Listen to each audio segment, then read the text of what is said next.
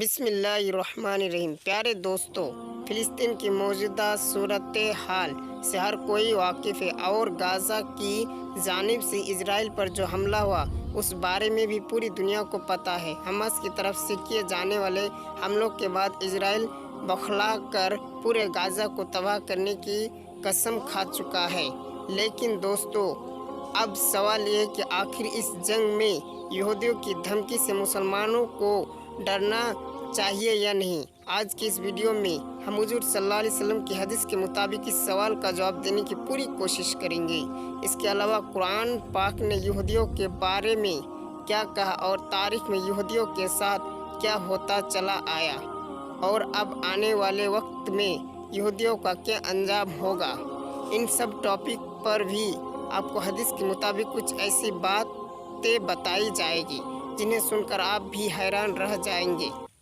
پیارے دوستو، حالات کو دیکھتے ہوئے بہت سے بڑے بڑے عالموں کا کہنا ہے کہ اب وہ وقت دور نہیں جب یہودی مسجد اقصی کو گرا کر ساری مسلم دنیا میں آگ لگا دے اور مسلم حکومتیں تنکوں کی طرح بہتی چلی جائے، یہاں تک کہ ایک کر کے سبھی اسلامی حکومتیں ان یہودیوں کے ہاتھ میں چلی جائے گی، اور پھر کچھ دنوں کے لیے ساری زمین پر یہودیوں کا بول بالا ہوگا، کیونکہ وہ اپنے مسیح دجال کے ساتھ مل کر اس دنیا پر راج کریں گے، اور جو بھی ان کے خلاف بولے گا وہ اس موت کے گھاٹ اتار دیں گے۔ پوری امت کو اس بارے میں سوچنے کی ضرورت ہے اور خود کو آنے والے حالات کے لیے تیار کرنے کی ضرورت ہے۔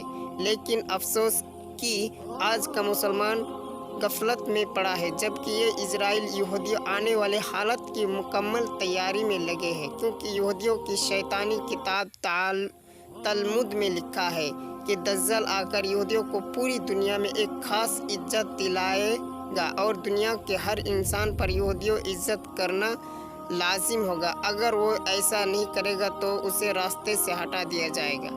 اس لیے یہودی دجال کو اپنا اصلی مسیحا مانتے ہیں اور اس کے آنے کے انتظار میں لگے ہیں، بلکہ یہودیوں تو اپنے مسیح دجال کے استقبال کی تیاری 2000 سال سے لے کر رہے، اور اب وہ اس حد تک پہنچ چکے ہیں کہ انہیں بھی یقین ہو گیا کہ اب ہمارا مسیح دجال بس کچھ ہی سالوں میں ظاہر ہو جائے گا۔ اس لیے جان بوجھ کر یہ جنگ بھڑکائی گئی اور حماس کے لوگوں کو موقع دیا گیا کہ وہ آ کر اسرائیل پر حملہ کرے، تاکہ اسرائیل کو دکھانے کے لیے ایک بہانہ مل جائے، اور پھر وہ محسوس فلسطین کو قتل کر کے ان کی لاشوں پر اپنا ہیکل سلیمانی بنوا سکے۔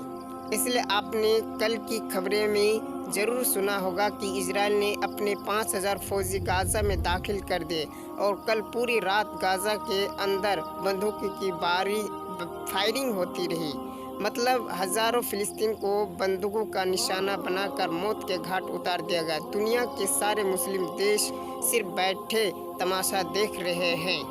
یہاں تک کہ کل دوپہر میں ایک فلسطینی عورت نے ترکی کے صدر طیب اردگان سے بات کرتے ہوئے دم توڑ دیا کہ اب ہم فلسطینیوں کو تم مسلمانوں سے کوئی امید ہی نہیں، بلکہ اب تم ہمارے لیے دعا بھی مت کرو، ہم تو شہید ہو کر اللہ کے پاس چلے جائیں گے، لیکن تم سب مسلمانوں کے دل مردہ ہو چکے ہیں۔ اب یہ تو حال ہے کہ مسلمانوں کے سب سے مقدس دیش سعودی عرب کا بھی بادشاہ خاموش ہے،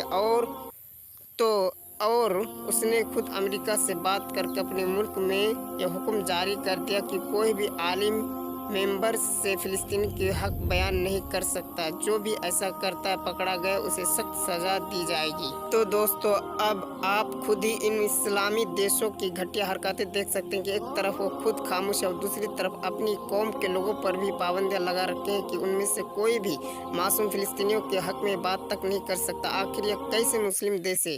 کل قیامت کے دن یہ اللہ کو کیا جواب دیں گے؟ قیامت سے قریب کی 10 بڑی نشانیوں میں سے ایک نشانی دجال کا نکلنا، اور حضرت آدم سے لے کر قیامت تک کوئی بھی فتنہ دجال سے بڑھ کر نہیں ہوگا۔ اس لیے ہر ایک نبی نے اپنی امتوں کو دجال کے فتنہ سے ضرور ڈرایا، کیونکہ دوستو دجال کے بہکانے میں بڑے بڑے ईमान वाले भी आ जाएंगे तो आम लोगों को क्या ही पूछना। यहाँ तक कि दज्जल एक आदमी को मारेगा और फिर उसे जिंदा कर देगा। बंजर जमीन को हुक्म देगा तो उस पर खेती लहरने लगेगी। पेड़ को हुक्म देगा तो वो बेमौसम फल निकालने लगेगा। आसमान को हुक्म देगा तो बारिश नाजिल होना शुरू हो जाएगी।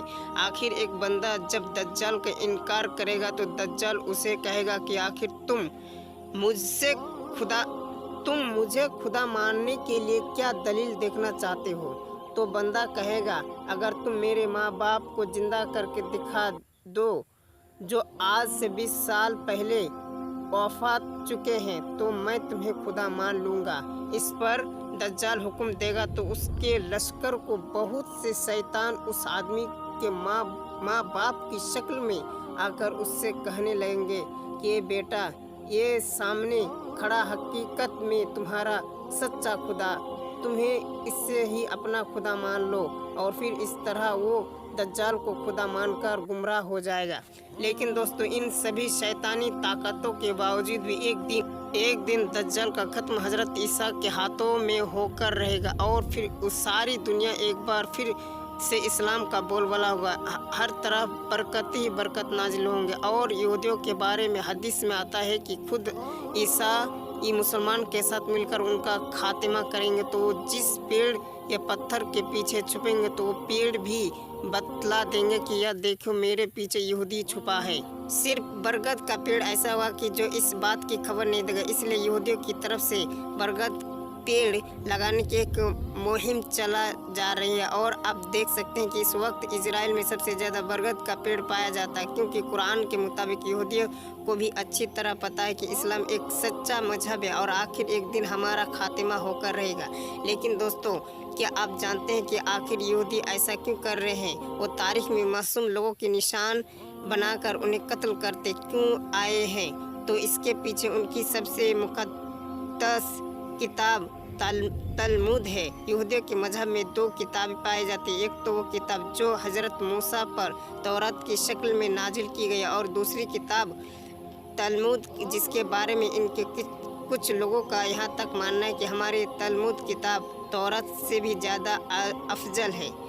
इस तलमुद किताब में लिखा है कि अगर कोई एक बार तौरात किताब की तौहीन कर दे तो जायज़ है, लेकिन तलमुद किताब की वो बेअदबी पर उसे कत्ल कर दिया जाएगा। ये तलमुद किताब इनकी कोई मजहबी किताब नहीं, बल्कि इनके आलिमों ने ये किताब खुद ही लिखी है और कई सदियों के तजुर्बों पर हावी एक किताब है। इस किताब में यहूदियों की शुरुआत से लेकर आज के ज़माने तक होने वाले सभी हालात लिखे हैं कि कब कब यहूदियों पर जुल्म हुआ और कब कब यहूदियों ने दूसरी कौमों पर जुल्म ढाया। यहूदियों को सियासत कैसे करनी चाहिए, सारी दुनिया पर यहूदियों कौम कैसे राज कर सकती है और जादू टोने के सहारे से लोगों को कैसे बेवकूफ़ बनाया जाता है। इसी तरह इस किताब में नबियों के बारे में भी बहुत सी घटिया बातें लिखी है। यहाँ तक कि हज़रत आदम को गाली तक दी गई है, हज़रत मरियम पर गंदा इल्ज़ाम लगाया गया। और इस किताब में अल्लाह ताला के बारे में बहुत सी उल्टी सीधी बातें लिखी है कि जिनको बयान करते हुए डर लगता है। लेकिन आपकी मालूमात की खातिर कुछ बातें आपके सामने बयान करता हूँ। इस किताब में लिखा है कि अल्लाह ताला रोज़ाना 12 घंटे काम करते हैं, जिनमें से 3 घंटे तो वो यहूदियों की मुक़द्दस किताब तौरात पढ़ा करते हैं, फिर 6 घंटे सारी दुनिया की मखलूक को रिज़्क देते हैं और फिर 3 घंटे समुद्र की मछलियों के साथ खेलते हैं। इस किताब में लिखा है कि अल्लाह ताला को सबसे ज़्यादा मोहब्बत यहूदियों की कौम से और यहूदियों कौम अल्लाह ताला के बेटे हैं। उसमें लिखा है कि अल्लाह ताला को भी अपनी एक गलती पर बहुत ज़्यादा रोना आता है। वो गलती है कि अल्लाह ने अपनी हुक्म से यहूदियों को काबा हकले के सुलेमानी के एक बादशाह से जरिए गिरा दिया था। इस किताब में लिखा है कि अल्लाह ताला को भी इस बात का इतराफ़ है कि हकले सुलेमानी को गिराने का हुक्म यह मेरी गलती थी और अल्लाह ताला अपनी इस गलती पर रोज़ाना कई घंटे रोते हैं और अपने गालों पर तमाचा मारते और कभी कभी अल्लाह ताला की आंखों से आंसू के कुछ कतरे समुद्र में गिरते हैं तो उसमें भी तूफ़ान आ जाता है। दोस्तों, आप यहूदियों की किताब तलमुद के बारे में रिसर्च करें तो मालूम होगा कि आखिर इस किताब में कितनी ही घटिया बातें लिखी है, लेकिन फिर भी यहूदी इसे अपनी सबसे मुकद्दस किताब मानते हैं और इसी बातों पर अमल करके वो मासूम लोगों पर बेहद जुल्म ढाते हैं। यहूदी ने इस किताब को सारी दुनिया से छुपा रखा है और अगर कोई यहूदी इस किताब को लोगों के सामने पेश कर दे तो उसकी सज़ा सिर्फ मौत है। लेकिन फिर भी यहूदी कौम भी बहुत से अच्छी सोच रखने वाले लोग मौजूद हैं जो हमेशा अपनी इस कौम को समझते आए हैं। लोगों पर जुल्म करना एक गुनाह है। हम एक दूसरे का हमदर्द बन के रहना चाहिए। और ऐसे ही कुछ अच्छे यहूदी लोगों ने दुनिया के सामने तलमुद किताब को एक्सपोज किया गया कि जिसे आप भी इसको बहुत से प्रोग्राम गूगल पर